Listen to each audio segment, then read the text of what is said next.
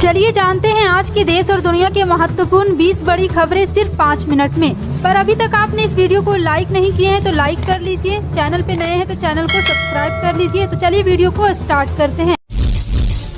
बता दें, मोदी सरकार ने देश को बड़ा तोहफा दिया है। केंद्र सरकार ने ऐलान किया है कि देश में नए 50 एयरपोर्ट खोले जाएंगे। वित्त मंत्री निर्मला सीतारमण ने बजट पेश करते हुए कहा है कि देश में 50 अतिरिक्त हवाई अड्डे, हेलीपोर्ट बनाए जाएंगे। इसके साथ ही सरकार उन्नत लैंडिंग को पुनर्जीवित करने का काम करेगी। सरकार ने 50 नए हवाई अड्डों को खोलने का ऐलान अपनी उड़ान योजना को और बढ़ावा मिलने की उम्मीद के तहत किया है, जिसका उद्देश्य देश भर में क्षेत्रीय कनेक्टिविटी में सुधार करना है।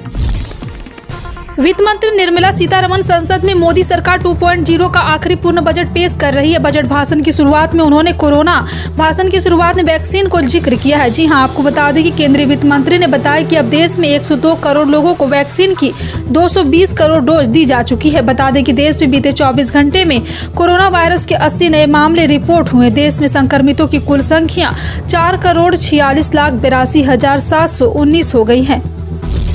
वित्त मंत्री निर्मला सीतारमण ने बुधवार को आम बजट संसद में पेश किया। इस पर विरोधी दलों की प्रतिक्रिया आने लगी है। बजट पेश होने की कुछ ही देर बाद समाजवादी पार्टी के प्रमुख अखिलेश यादव ने पहली प्रतिक्रिया दी।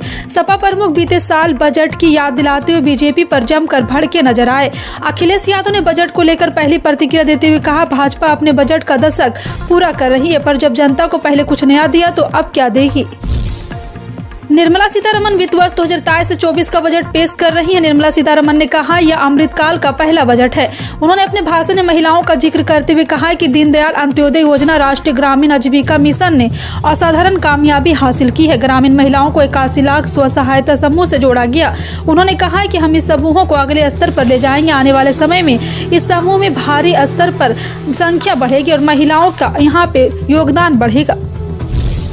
विवादों में घिरे बागेश्वर धाम के धीरेन्द्र शास्त्री लगातार सुर्खियों में बने हुए। धीरेन्द्र शास्त्री पर अंधविश्वास फैलाने का आरोप है, जिस पर उन्होंने कहा है कि वो कोई चमत्कारी आदमी नहीं है, वो केवल सनातन परंपरा का पालन करते हैं और भगवान बालाजी के भक्त हैं। इस बीच अब उन्होंने एबीपी न्यूज से खास बातचीत में कहा है कि देश में सनातन धर्म के खिलाफ साजिश चल रही है और इसके खिलाफ आवाज उठानी होगी।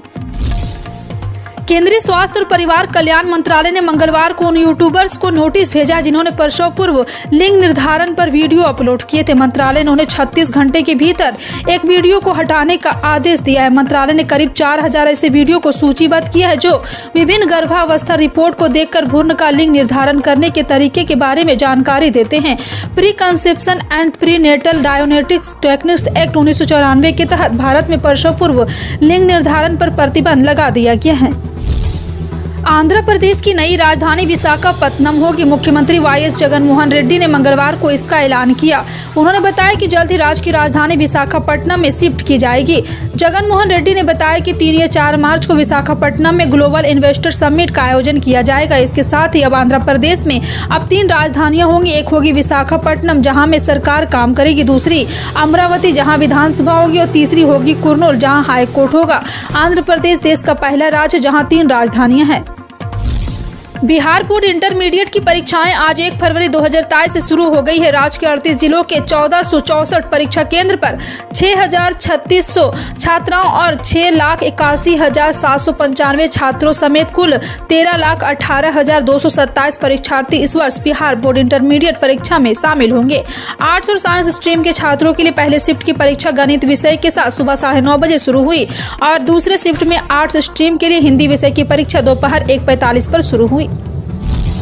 भारतीय जनता पार्टी की दिग्गज नेता और मध्य प्रदेश की पूर्व मुख्यमंत्री उमा भारती राज्य में शराब नीति को लेकर ज्यादा सख्त बनाने की मांग कर रही। इसके तहत ही वो 4 दिनों तक भोपाल के एक मंदिर में रही। 4 दिन बाद मंगलवार को मंदिर से रवाना हो गई। जाने से पहले उन्होंने मध्य प्रदेश में शराब नीति बेहद सख्त करने की मांग करते हुए मधुशाला को गौशाला बदलने की मांग की। उन्होंने कहा कि राज्य में महिलाओं के खिलाफ बढ़ते अपराध को सीधे तौर पर शराब की खपत से ही जोड़कर देखा जाना चाहिए। उमा भारती ने भोपाल के अयोध्या नगर निगम में शराब की दुकान के पास एक मंदिर में 4 दिवसीय प्रवास शुरू किया।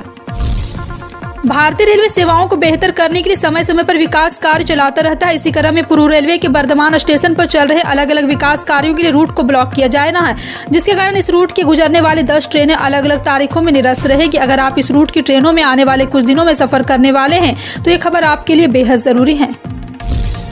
उत्तर पश्चिम भारत के राज्यों में मौसम एक बार फिर बदलने वाला है। जी हां, आपको बता दें कि मौसम विभाग की माने तो अब उत्तर पश्चिम भारत के राज्यों को बारिश से राहत रहेगी। हालांकि कुछ इलाकों में तेज हवाएं परेशान कर सकती है। उत्तर पश्चिमी भारत में 2 फरवरी तक तापमान में कोई बदलाव आने की उम्मीद नहीं। वहीं इसके बाद अगले 3 दिनों तक तापमान में 2 से 3 डिग्री तक की बढ़त दर्ज की जा सकती है। वित्त मंत्री निर्मला सीतारमण ने बजट में जो एक बड़ी घोषणा की है वो उससे पाकिस्तान के सीने पर सांप लौट जाएंगे।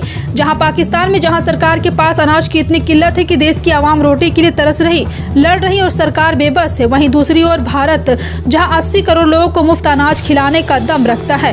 वित्त मंत्री ने घोषणा की है कि देश में 80 करोड़ गरीब लोगों को अगले 1 साल तक मुफ्त अनाज मिलेगा। अगले साल जनवरी 2024 तक मुफ्त में मिलने वाला इस प्रधानमंत्री गरीब कल्याण योजना के लिए 2 लाख करोड़ रुपये का प्रावधान रखा गया है।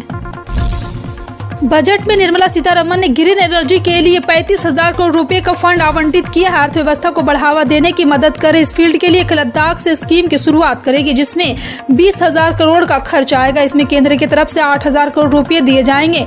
ग्रीन एनर्जी कार्यक्रम के प्रोत्साहन के लिए सरकार एक योजना चलाएगी। फिलहाल इन सभी खबरों पर क्या कहना है कमेंट सेक्शन में टाइप करके जरूर बताएं। इसी तरह की पल पल की अपडेट जानने के लिए जुड़े रहें आप अपने हेडलाइंस न्यूज के साथ। मिलते हैं अगली बड़ी खबर में, तब तक के लिए जय हिंद।